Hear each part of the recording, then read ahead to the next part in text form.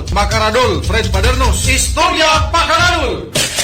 Para sa mga nagtatanong kung ano na ang update ng kaso, yung nangyari sa San Jose National High School noong buwan ng Hunyo, yung shooting sa loob ng San Jose National High School, ay narito ang pinakabagong impormasyon sa tagal-tagal ng panahon na medyo nanahimik muna itong kaso na ito. Ayon pala ay may ginagawa, gumugulong ito, at ngayon ay may inilabas na update ang Department of Justice.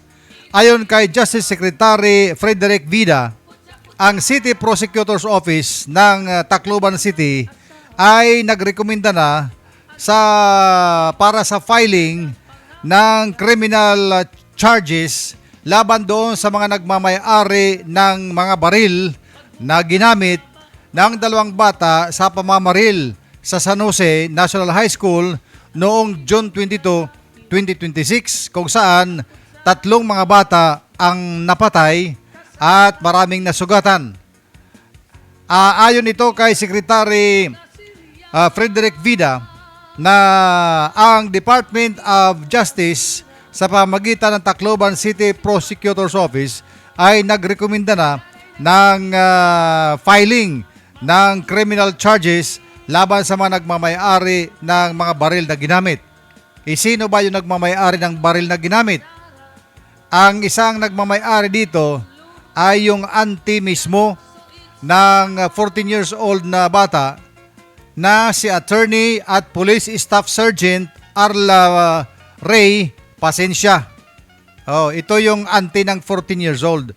Police na nagmamay-ari nung baril na Glock 17.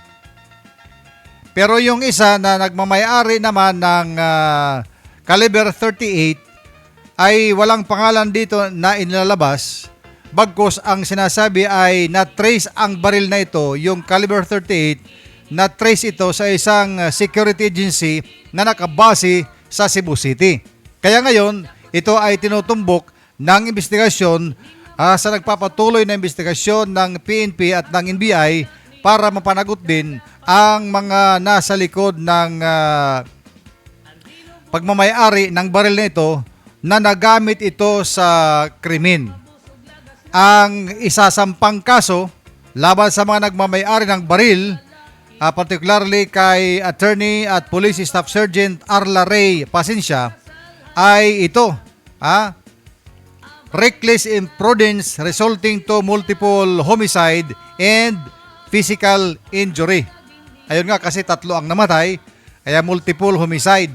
At maraming nasugatan, kaya mayroon ding physical injury. Ang mga bata naman na suspect na 14 years old at 15 years old ay nananatili ngayon sa kustodiya ng DSWD. Wala sila sa regular na kulungan ng mga nagkasala, ngunit sila ay restricted na umuwi sa kanilang pamilya, lumabas kung saan-saan, gaya ng ginagawa ng ordinaryong bata, at sila ay nakarestrict sa isang DSWD facility. Ito ay isang pasilidad na minimaintain ng DSWD para sa mga bata na tinatawag na CIACL, Children in Conflict with the Law. So nandun sila ngayon, pinangangalagaan sila dyan. At wala pang bagong inilalabas na bagong balita ukol dito kung yung pulis ay ano nang status niya sa PNP, siya ba ay tinanggal na under investigation pa rin. Kaya hihintay natin ang official na mga balita na lalabas bago tayo magbitaw ng mga balita rito. At alam mo naman na yung ating mga balita ay nakabase yan sa mga official na mga inilalabas ng mga otoridad para sa mga ganitong mga kaso. As of now, para sa mga nagtatanong at nagmi-message dito sa Radyo Abantes JTV, ano daw kung nangyari, bakit biglang tumahimik yung usapin sa kaso ng San Jose National High School na shooting, ito na po yun.